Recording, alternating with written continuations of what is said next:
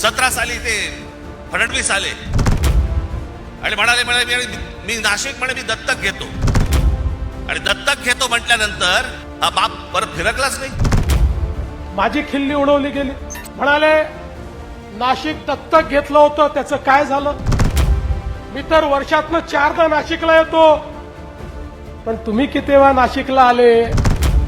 हे जे निवडणूक पर्यटक आहेत, हे निवडणूक पर्यटक आहे, निवडणुकीच्या निमित्ताने हे पर्यटन करणारे लोक आहेत। 2012 साली ज्यावेळेला ज्यावेळेला इथे सत्ता आली,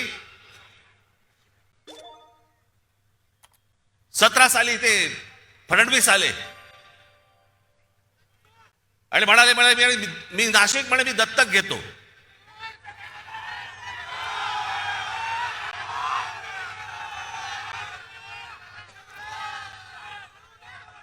आणि त्या सगळ्या गोष्टींना नाशिककर भुलले आणि आम्ही जी कामं करून ठेवली होती ती सगळी विसरले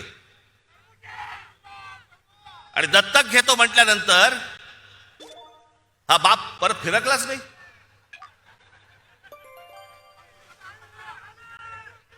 काय काय गोष्टी करतो म्हणून सांगितल्या होत्या, कोणत्या कोणत्या गोष्टी करतो म्हणून सांगितल्या होत्या?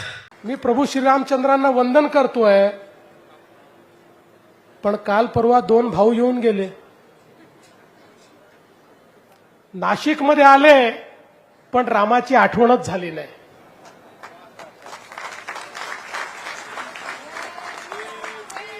नाशिकमध्ये येऊन ज्यांनी राम मांडला नाही, आता त्यांच्यामध्ये राम उरला नाही, और जो राम का नहीं वो किसी काम का नहीं। बंधू भगिनींनो, अलीकडच्या काळात काही लोक म्हणायला लागले, देव खरंच आहेत की नाही असा प्रश्न काही लोकांना पडायला लागला। देवाची खिल्ली काही लोक या ठिकाणी उडवायला लागले, पण जाऊ द्या, त्यांच्याबद्दल मी काही फार बोलणार नाही। मी एवढंच सांगू इच्छितो की या नाशिक शहरामध्ये खऱ्या अर्थानं जो काही विकास झाला आणि जो काही विकास होणार आहे त्याची क्षमता जर कोणामध्ये असेल तर ती भारतीय जनता पक्षामध्ये आहे। माझी खिल्ली उडवली गेली। म्हणाले नाशिक दत्तक घेतलं होतं, त्याचं काय झालं?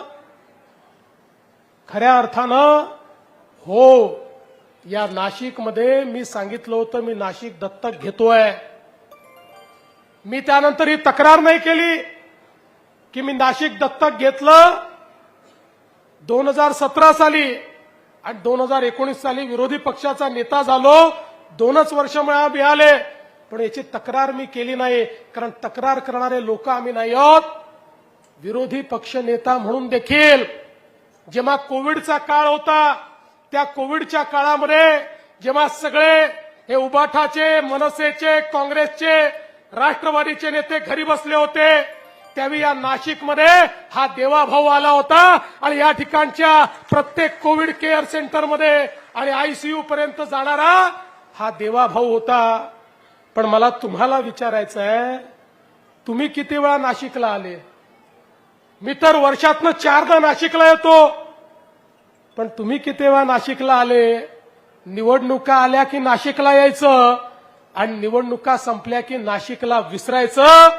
अशा पद्धतीनं हे जे निवडणूक पर्यटक आहेत, हे निवडणूक पर्यटक आहे, निवडणुकीच्या निमित्ताने हे पर्यटन करणारे लोक आहेत।